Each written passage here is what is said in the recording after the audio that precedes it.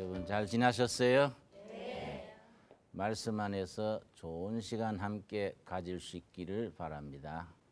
지난 5월은 가정의 달이었고 어버이 주간이 있었습니다. 특별히 나에게는 5월 21일이 2년 전에 하늘나라로 가신 어머님 기일이었기 때문에 5월 달이 나한테는 특별한 달이었습니다. 우리 어머님 얘기를 오늘 조금 하겠습니다. 우리 어머니 90세에 2년 전에 5월 21일에 하늘나라 가셨는데 보통 세상에서는 기일이라고 말하지요. 지난 5월 21일 우리 교인들과 우리 가족들이 모여서 추도 예배를 드렸었습니다. 신앙인이 아닌 분들은 제사를 지내지요.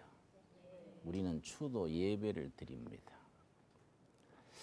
자, 근데 우리 어머님이 돌아가시기 2년 전에 88세 때 좀 많이 아프셨어요. 그래서 88세 되는 노인이 아프시니까 우리가 걱정을 했습니다. 어머니 연세도 높으신데 편찮으셔서 걱정이네요 했더니 우리 어머니께서 하루는 기도하시다가 우리한테 그래요. 이번에 내가 아프지만은 죽을 병은 아니다. 그걸 어떻게 아세요? 그랬더니 하나님이 일러주셨다. 어떻게 일러주셨습니까? 그랬더니 내가 몹시 아파서 하나님, 내가 이제 나이도 88세가 됐으니 하늘나라에 불러가 주세요.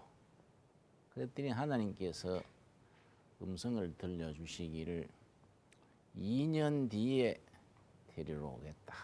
이렇게 말씀하셨대요. 90세 되는 2년 뒤에 죽을 거이다 이거지. 우리는 어머니 노인이 원기도 없고 하셔서 막 그런 얘기 들으셨는가 이렇게 지나쳤는데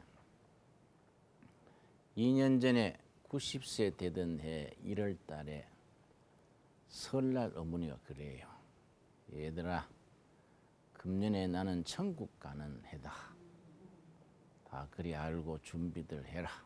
이러시는 거예요. 아, 어머니 100세까지 사셔야지요. 그랬더니 아니다. 금년 중으로 내가 천국 갈 끼다. 하나님이 그렇게 약속하셨는데 그러고 어머니가 바느질을 잘하세요.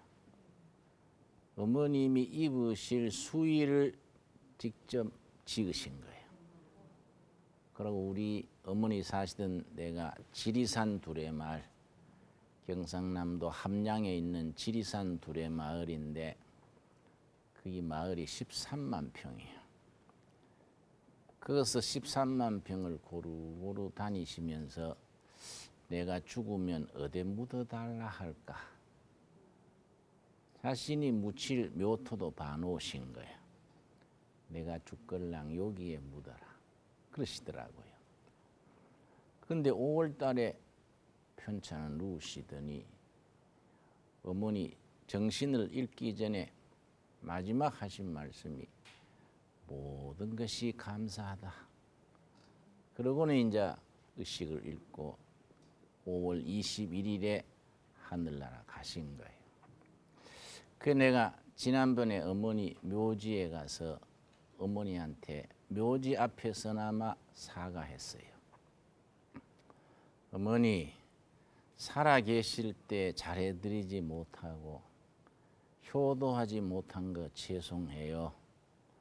바쁘다는 핑계로 맨날 어머니 혼자 계시게 하고 어머니 자주 우리 아들 김 목사가 보고 싶다 하셨다는데 그때 좀 자주 찾아뵙고 어머니가 원하시는 건 뭐 큰 게 아니고 안부 묻고 어떻게 지낸다는 얘기 들려드리고 하면 되는 게인데 뭘 큰일 하는 것도 아니면서 바쁘다는 핑계로 살아계실 때 자주 찾아뵙지 못한 거 죄송해요.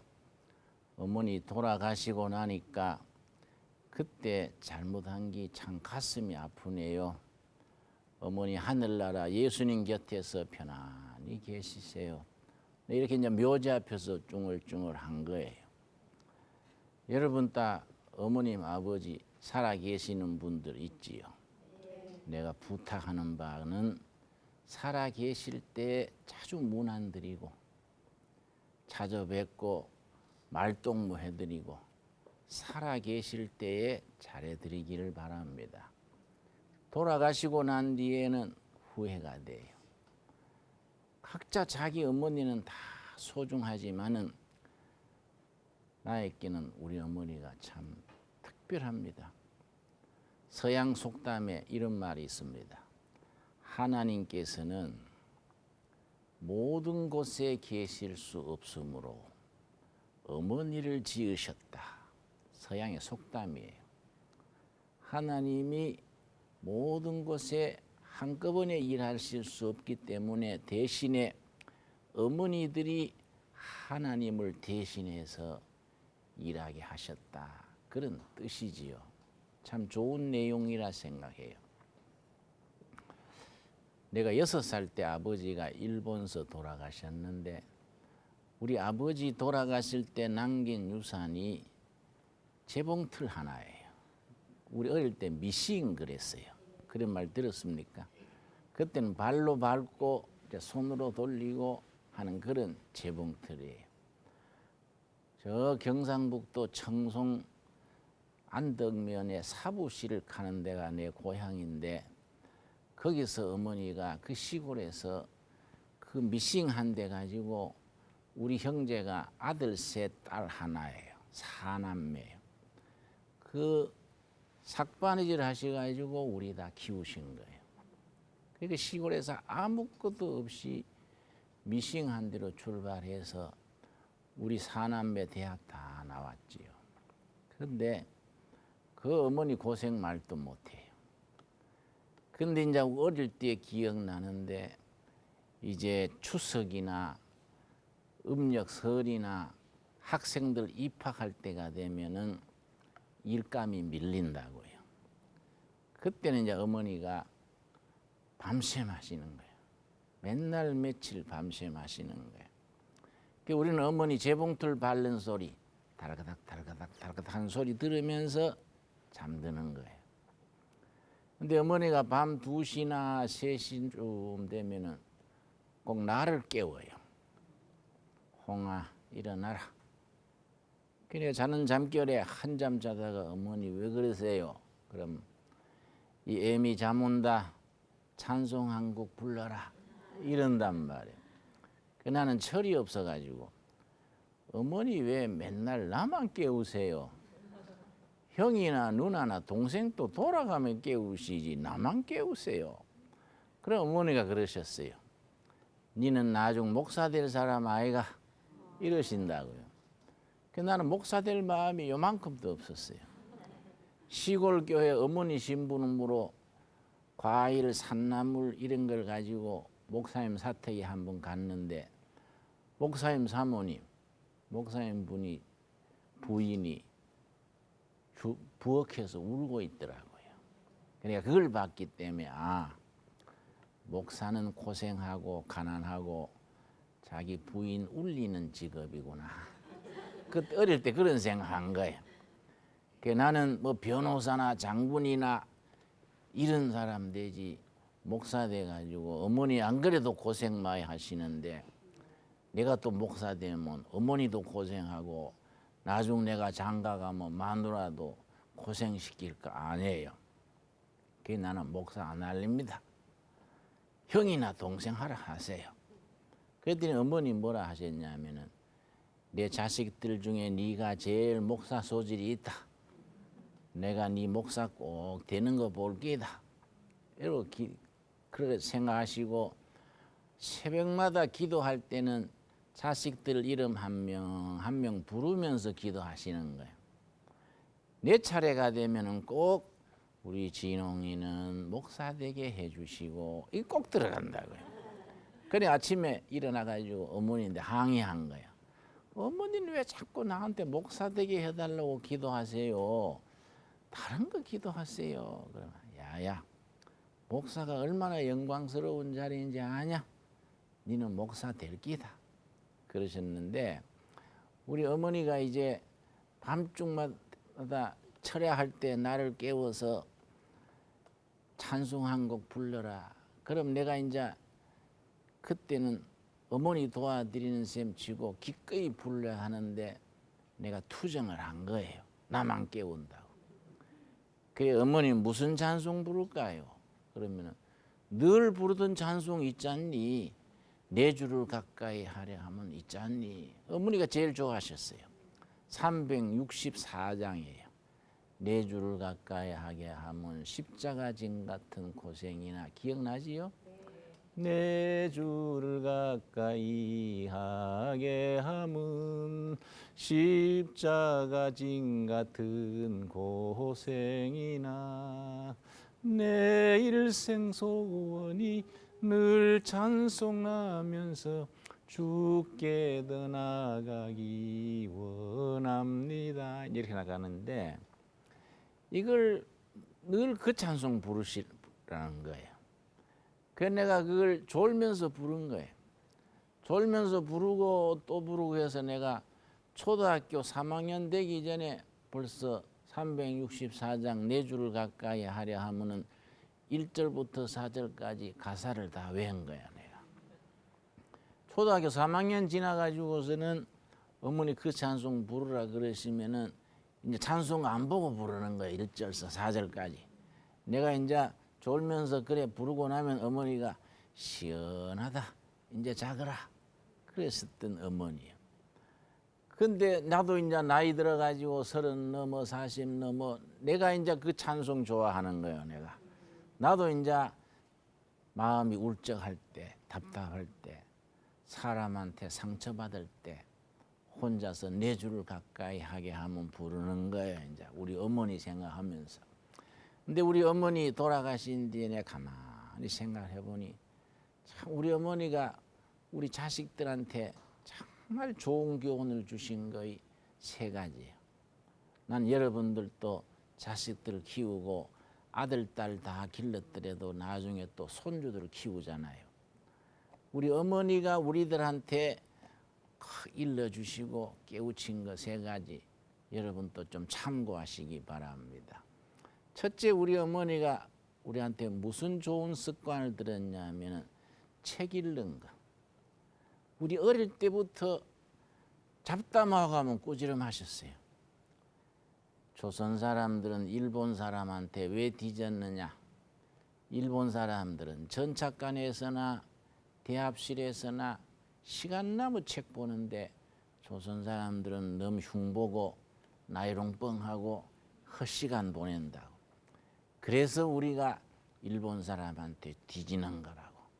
책을 봐야 된다고. 근데 시골에 책 볼 게 없는 거예요. 책이 옛날에 드물었잖아요. 그래 우리 책 보라고 어머니가 친척들 집에 다니면서 책을 빌려다가 우리한테 읽으라고 주는데 초등학생 때 뭐 법학통론, 뭐 심리학 개론 이런 책을 갖다 주시는 거예요. 그 한문 꽉 들어있는 거. 어머니 이거는 어려워서 못 봐요. 그랬더니 책이 없으니까 그거밖에 더 있니? 어려워서 모르면 책 들고 있는 습관을 들여라. 책 읽는 건 습관이다. 들고 있는 습관을 들여야 장래에 너희들 재산 된다. 이러신 거예요. 그래서 우리가 어려서부터 어머니 덕에 책 읽는 습관이 들여진 겁니다. 지금까지 내가 내가 67살인데 무슨 습관이 있느냐 하면은 손에 책이 없으면 몸이 허전해요. 손에 책을 안 들고 있으면 뭐 찌뿌둥한 것 같아. 몸이 이래 균형이 안 맞는 것 같아. 손에 책이 있어야 마음이 안정이 되는 거예요. 그래 그 습관 때문에 가끔 어려운 일을 당합니다. 나는 이제 해외 여행을 자주 하는데 지난번에 미국 가가지고 비행기를 타는데 비행기 시간이 한 30분 남았더라고요.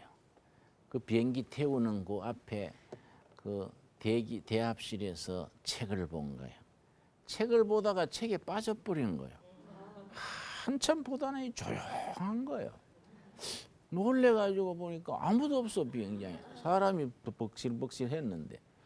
그래 내가 그 비행기 타는 그 앞에 가가지고 어떻게 된 거예요?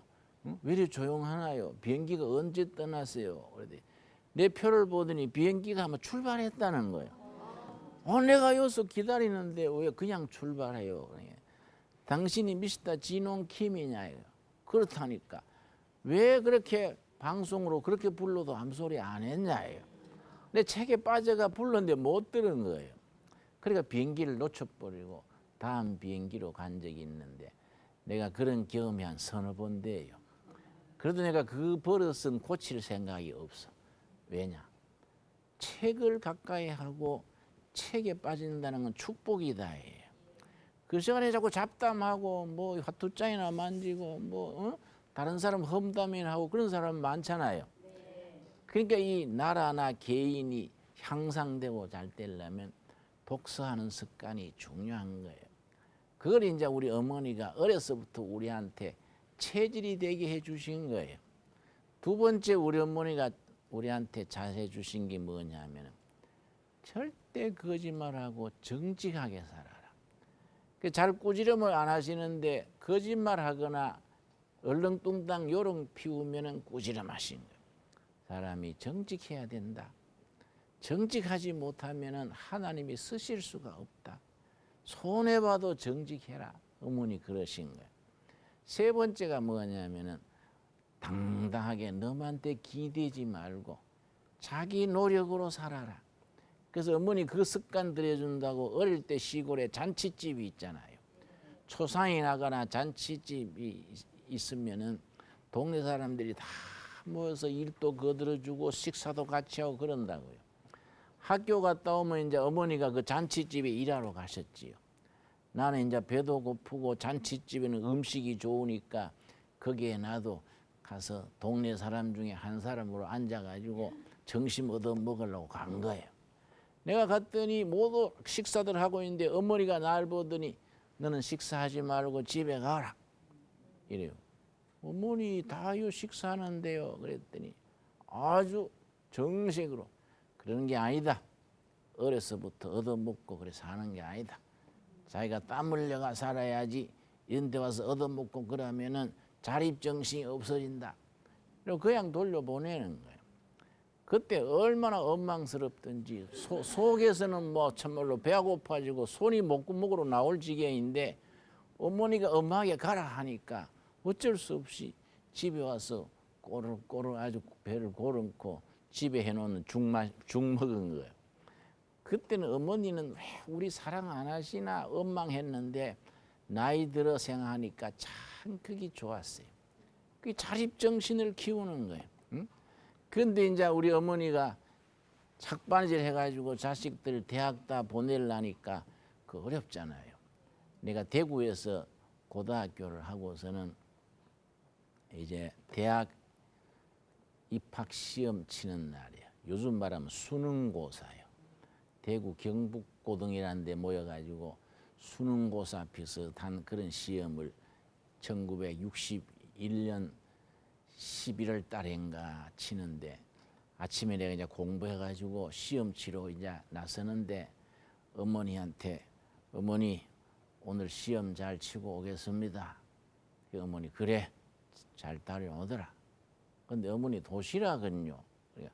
오후 3시까지인가 시험이 있거든요. 9시부터 오후 3시까지 있으니까 점심을 그 시험장 그 마당에서 먹어야 된다 말 교실에서. 도시락은요. 그랬더니 도시락이 없다. 그래서 어머니 다른 날도 아니고 시험 치는 날인데 도시락 없으면 어떻게 해요? 그때 어머니가 화를 벌컥 내시면서 뭐라는 게 아니라 도시락 못 사주는 애미 마음도 짐작해야지 네가 그러고 했으면 내가 가슴이 더 아프잖냐. 남자가 그거 자기가 해결해야지 없는 도시락 내놓으라 하면 어떡하냐. 이러시는 거예요. 우리 집이 그만큼 어려웠어요. 아들이 대학 수능고사 치는 날 도시락을 못 사준 거예요, 우리 어머니가. 그래 내가 아주 시무룩해서 갔는데 이제 오전 시험 끝나고 점심시간이 됐단 말이에요. 보니까 모두 누나, 어머니, 할머니들 와가지고 뭐 구석구석 앉아가지고 자식들 점심 먹이는 거예요. 난 도시락이 없으니 이거 어떡합니까? 그 경북고등학교 시험장 한쪽 구탱이에 포프라나무가 있었어요. 백양나무. 포프라나무 가지를 하나 꺾어가 젓가락을 만들어 가지고서는 뒷짐을 지고 운동장 한 바퀴 돈 거예요. 아는 친구들 찾아다닌 거예요. 보니까 그 점심 먹는 사람들 중에 친구들 있잖아요. 교회 친구, 뭐 마을 친구 있는 거예요. 찾으면 그 슬그마이 기대가 같이 먹는 거예요. 이 집에 좀 먹고 그 다음에 또 돌다가 딴 집에 먹고 그래 친구 4명한테 먹었더니 너무 또 과식을 한 거예요. 예. 시험 그 다음 점심시간 다음 시간이 수학 시험인데 아니 너무 많이 먹어가지고 식곤증이 나가지고 시험에 지장이 있더라고요. 그런데 그게 참 좋았어요. 우리가 그렇게 우리 어머니가 기죽이지 않고 가난해도 당당하게 그렇게 키운 게 지금까지 참 좋았다고 생각해요. 내가 중학교 3학년 때인가 공부도 하기 싫고 그래가지고 좀 빗나갔어요. 고등학교 1학년 때인가 그래요. 교과서를 팔아가지고 그걸 가지고 극장을 간 거예요. 응? 그 대구의 역전 앞에 군인극장이 있었어요.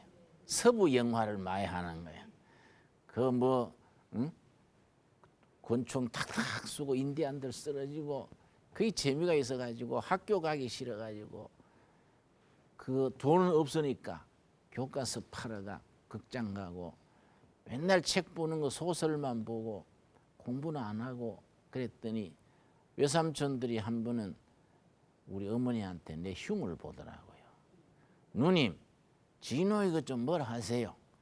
보아하니 공부도 제대로 안 하고 책 본다 해도 맨날 소설이나 보고 그 학교 가는 시간에 가방 들고 영화관이나 가고 그거 못 쓰겠어요. 좀 뭐라 그러세요. 그러니까 우리 어머니가 나한테 꾸지람할 줄 알았는데 내가 들었단 말이에요. 걔가 그래도 꿈이 있는 애여. 나는 걔를 믿어. 걔가 앞으로 큰일 할 거요.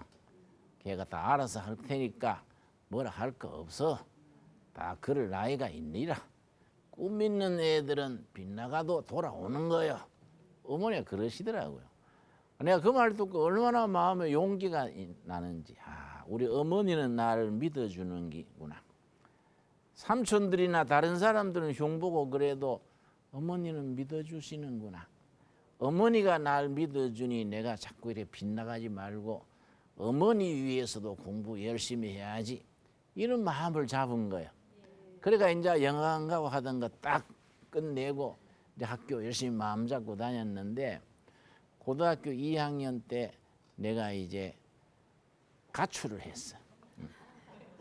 그래서 내가 공부도 하기 싫고 교실에 앉았으면 잡념만 생기고 그 봄 날씨에 창밖을 내다보면 아지랭이가 막 아른거리는데 그 교실에 앉아있이 따분하잖아요. 응?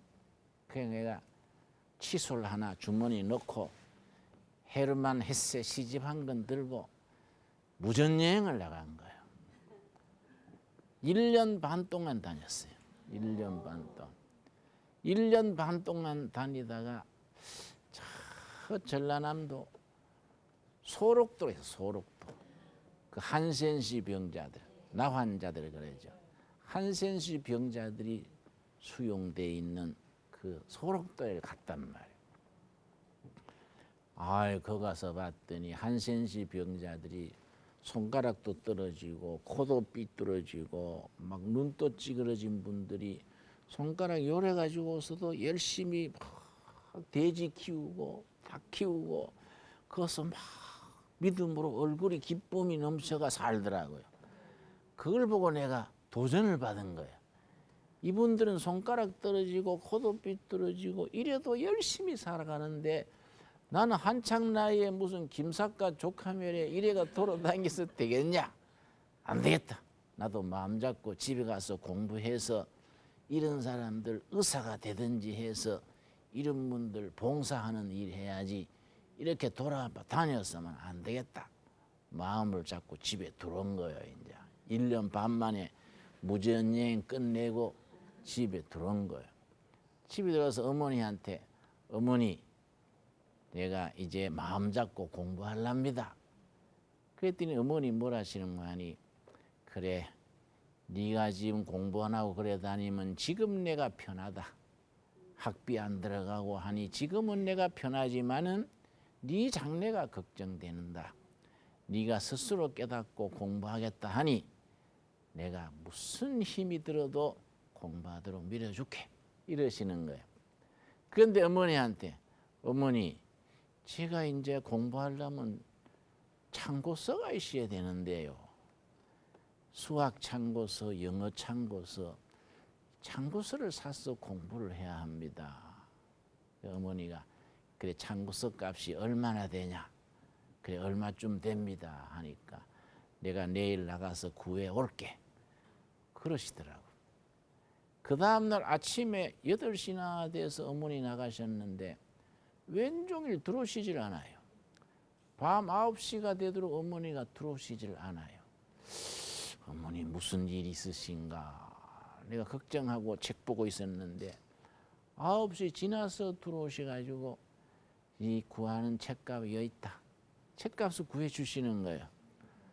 예, 어머니 고맙습니다. 내일 나가서 책 사다가 내가 공부를 열심히 할게요. 그러고 나는 이제 책값 서랍에 챙기고서는 책 보고 있는데 보니까 어머니가 주무시는데 머리에 수건을 쓰고 주무시는 거예요. 그래서 내가 어머니가 왜 머리에 수건을 쓰고 주무시나 하고 수건 벗겨드린다고 벗겼더니 어머니 머리카락이 없는 거예요. 요만큼 앞에만 어머니 그때 비내를 꼽았다고요. 빠마가고 비내 꼽은 거예요. 비내 꼽은 그 머리가 길잖아요. 머리카락이.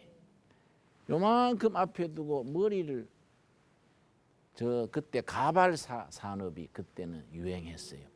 가발 가게에 가가지고 머리카락을 팔아가지고 그걸로 책값으로 구해오신 거예요.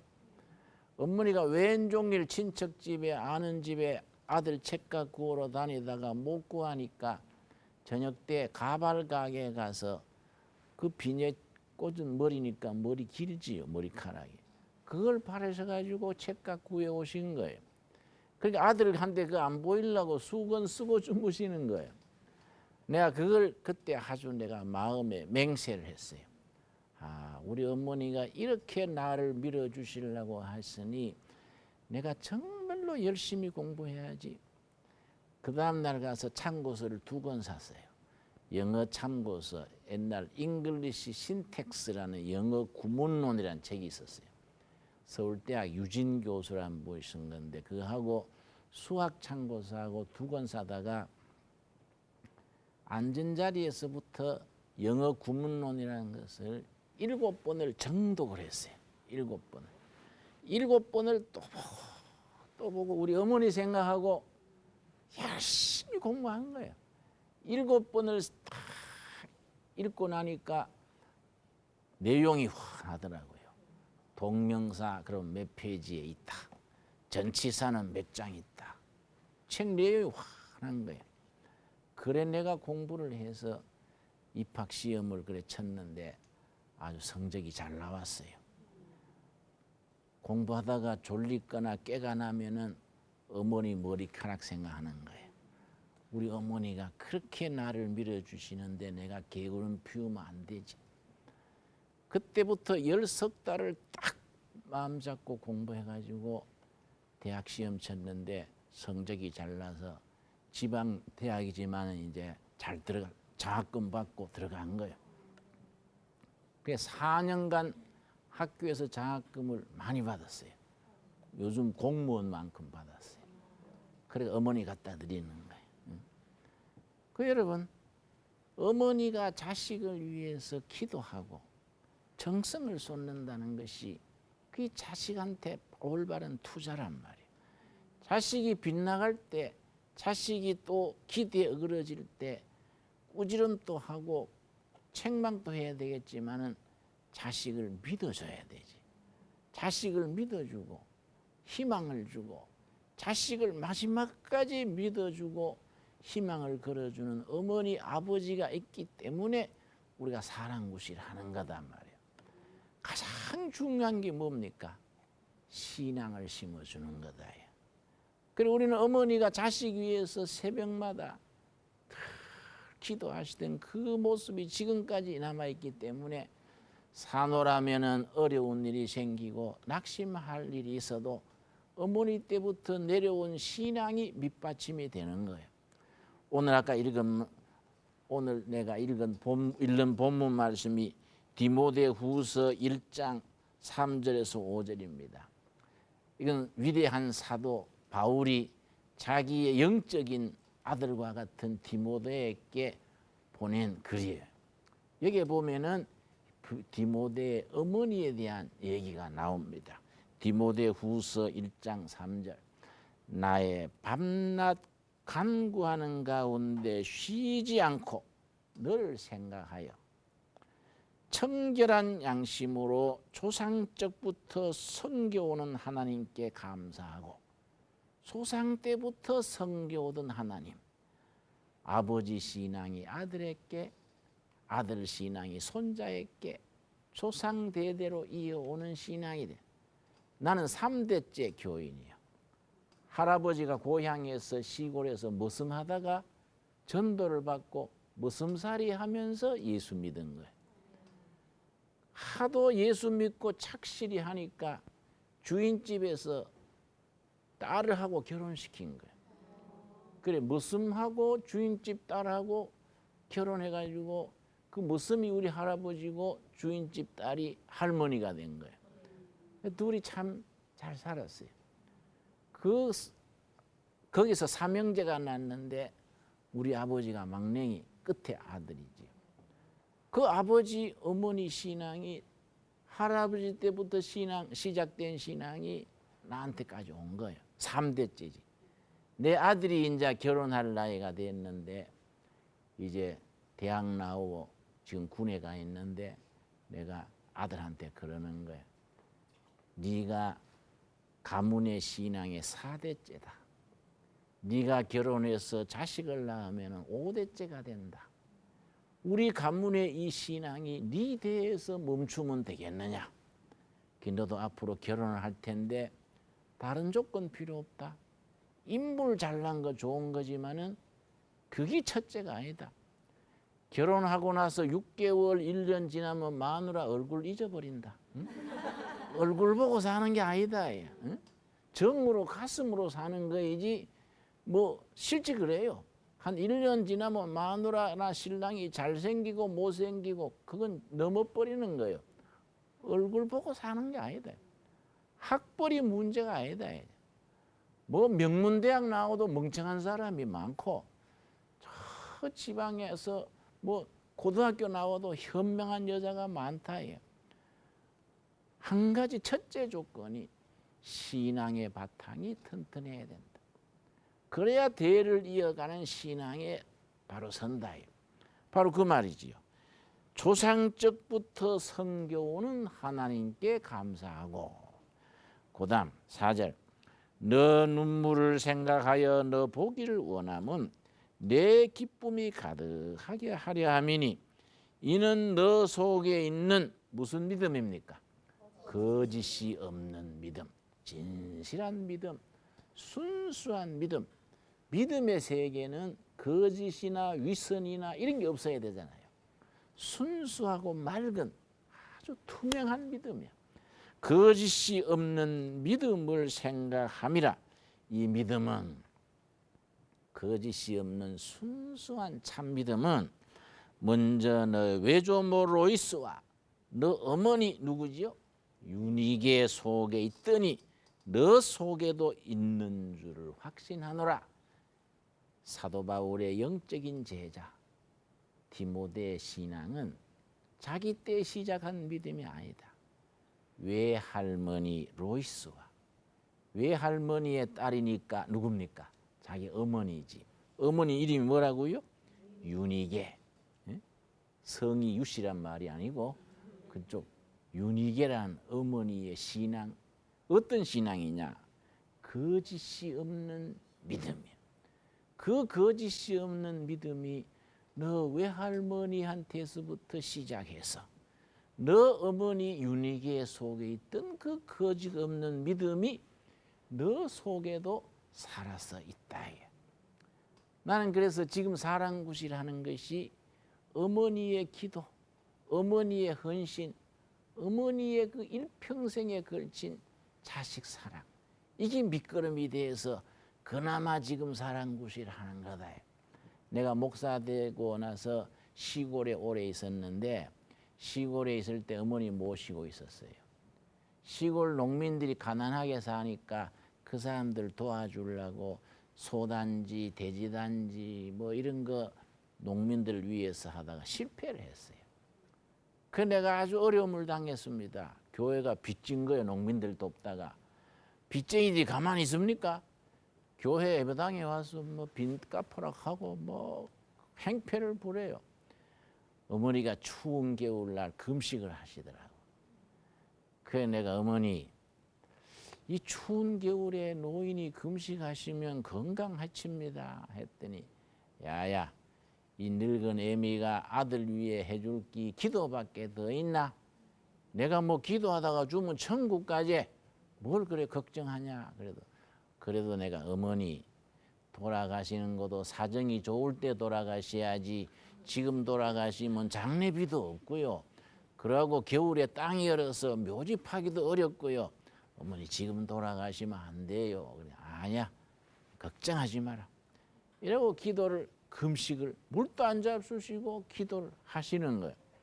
그래서 내가 아침 저녁으로 나가면 들어가면 어머니 건강 생각해서 그만하시지요. 무리하지 마시지요. 그랬는데 닷새째 되는 날 아침 새벽기도 마친 뒤에 어머니가 얼굴이 환하게 야야 내가 오늘 아침 금식을 마쳤다 그래요. 아이고 어머니 건강하게 마쳐서 다행입니다. 그랬더니 어머니 뭐라 하시는 거 아니 내가 오늘 금식을 마친 것은 기도하는 중에 영음을 들었니라. 하나님의 음성이 영음이요. 그래 어머니 무슨 음성 들었는데요? 그랬더니 내가 네 위에 간절히 기도하는 중에 하나님의 음성이 들리기를 아들 목사가 지금은 어려우나 42살이 지나면 괜찮으니라. 그 음성을 들었다는 것. 그 내가 그때 39살 때예요. 어머니 그 이상하네요.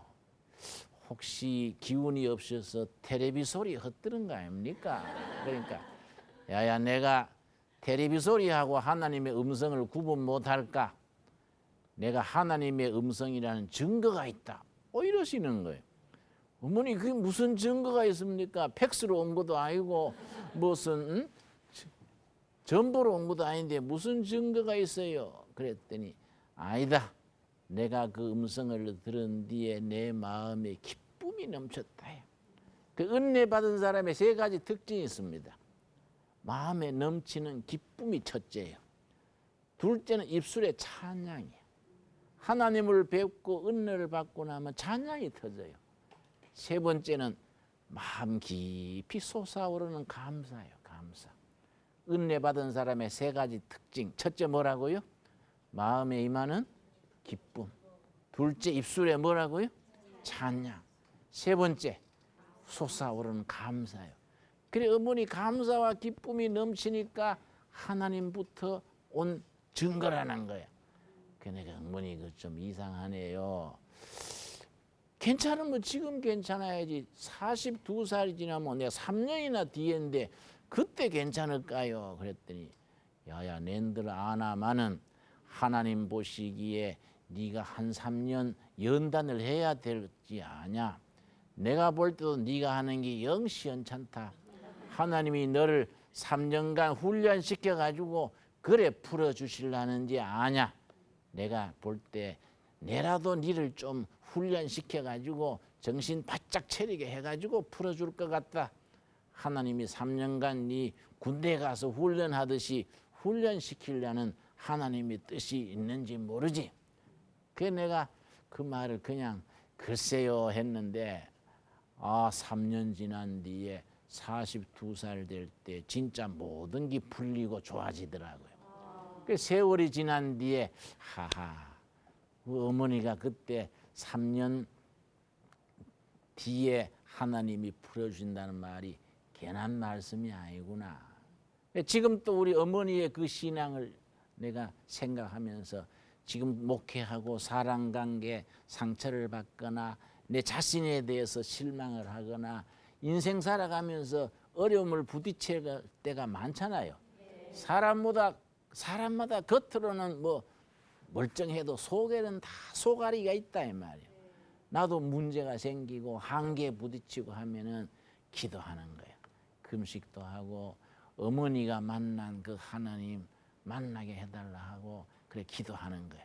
기도할 뿐 아니라 또 우리 자식한테도 우리 어머니의 신앙, 우리 할아버지 때부터 내려오던 그 신앙을 들려주는 거예요. 여러분 본문 말씀에 바로 그 말이지요.